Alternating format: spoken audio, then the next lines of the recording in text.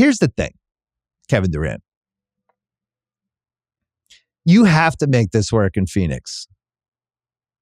You can't, you have no more outs. I know technically you have more outs because it's the player empowerment era and everybody can switch teams. I'm not killing Kevin Durant. I am not going to criticize him. I'm not saying anything other than you have no outs. You have to make this work. This is the equivalent of your buddy who got married for the 4th time and this time didn't sign a prenup. And if it doesn't work out this time, he loses all his money. What KD loses in this, if this Phoenix thing doesn't work out now, is his legacy changes. And you could say he doesn't care. I think he does. I really do. I think he cares about his place in the history of the league. I know he does the whole thing about, I'm just out there. I just want to ball. I just want to hoop. I just don't believe it. I think he cares how he measures against LeBron, how he measures against the best players in the league. I think he's online too much. I think he's just too aware and too hypercritical of people who are critical of him.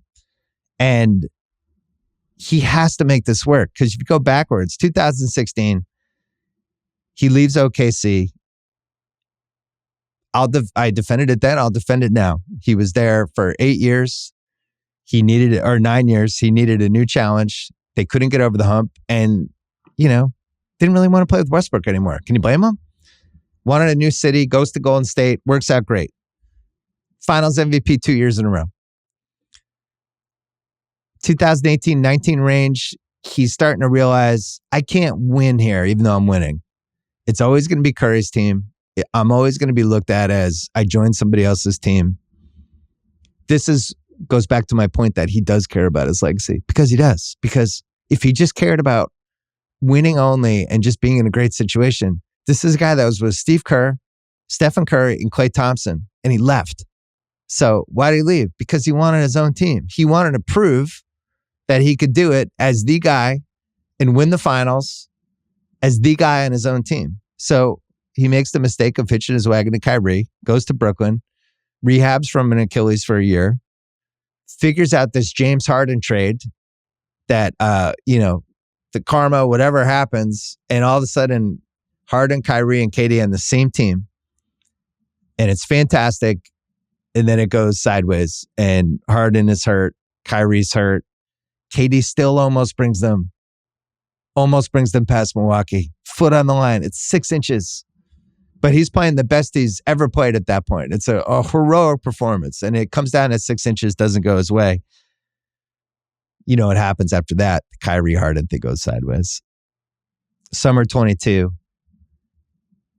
This is his first kind of mistake. He's mad about that they traded Harden for Ben Simmons and some picks. Probably got a look under the hood with Ben Simmons. Wasn't crazy about that one.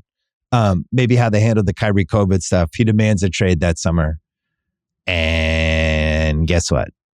They kind of stare him down. Comes back. Plays great again. Okay. We've settled it down. Kyrie's playing well. KD's playing well. This is going okay. Kyrie asks he wants out. And KD's like, well, I want out too then. It's a little less defensible, but I'm going to give it like a half defensible, because if Kyrie's leaving and he doesn't want to waste the rest of his career in Brooklyn and he has a chance to go to Phoenix and play with Booker and Chris Paul and Ayton and a team that won 65 games a year before in a city that is dying for a finals team, great.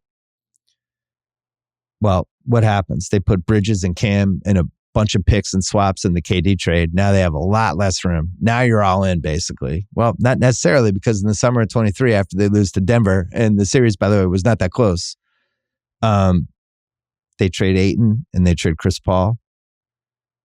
And they trade basically all their seconds and some other stuff for Bradley Beal. And I just can't imagine KD didn't think this was a good idea. I just don't think they would trade for Bradley Beal if KD was like, please don't do this. Well, what happens? Bradley Beal has been hurt 3 times. Like, who could have predicted that? He's hurt every year. And then KD doesn't like the fact that, I'm guessing, They're relying on him for rim protection. He's the best defensive forward on the team. He has to play 35, 36 minutes a game when he's in his mid-30s and has had multiple major injuries and is probably looking big picture like, I'm probably going to get hurt soon if I have to keep playing at this pace. And is looking around at all the moves they made, and he's like, man, this sucks. And you could feel it on the court where he's like, God, I'm in another bad situation. How to do this? Well, one of the reasons you're not in a great situation is your new team traded all this shit to get you. So you're doing this 2011 Heat model, which we saw with the 2011 Heat didn't work. It doesn't work when you have three guys plus Udonis Haslem and keep your fingers crossed with Mike Miller and then nobody else.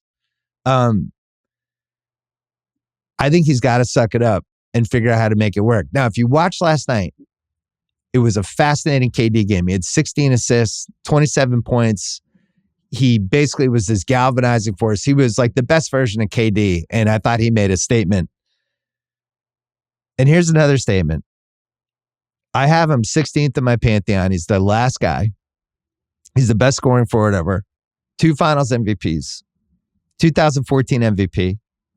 6 first-team All-NBAs. For his career, he's 50, 39, 89 percentages. He's almost a 50, 40, 90 guy, which seems inconceivable, but that's true. He scored almost 28K points. Career points per game, he's 6th all time, 27.3. Only 8 guys total have averaged 27 points a game or more. 4 retired, Wilt, MJ, Elgin West, then KD, Luka, Embiid, and LeBron. It's 8 ever in the history of the league. For his career, he's averaging 27, 7 rebounds, 4.4 assists. LeBron's averaging 27, 8 rebounds, 7 assists. So LeBron is the second greatest player of all time. And KD's stats are really close to his.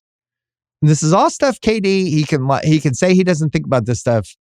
I promise you he does. I promise you he measures himself against LeBron. He has 2 titles. LeBron has 4. His stats are pretty close. He hasn't been as durable.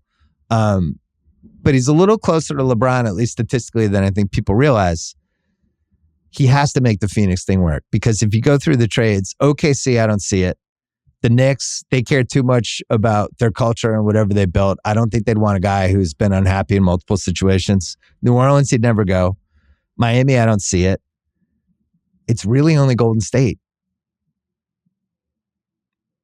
Could he go back to Golden State if this got super unhappy and it becomes like the Dallas episode when Bobby Ewing shows up in the shower and he'd been dead for 4 years? Draymond, Wiggins, Kuminga, Moody, 26, 28 first and a 29 pick swap for KD. On paper, it's a salvage for Phoenix. Matt Ishbia just got this team. He made a big deal about we have Kevin Durant and Devin Booker and we're good. We have 2 of the best 12 players in the league.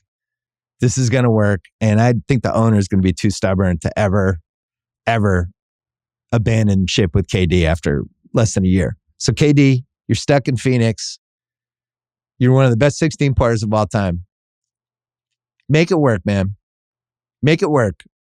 It's more at stake for you this year than just the season and where you land in the playoffs. Make this work. Don't be the guy that we look back 25 years from now and say, KD, awesome player, but man, what a handful. Because I think you're better than that.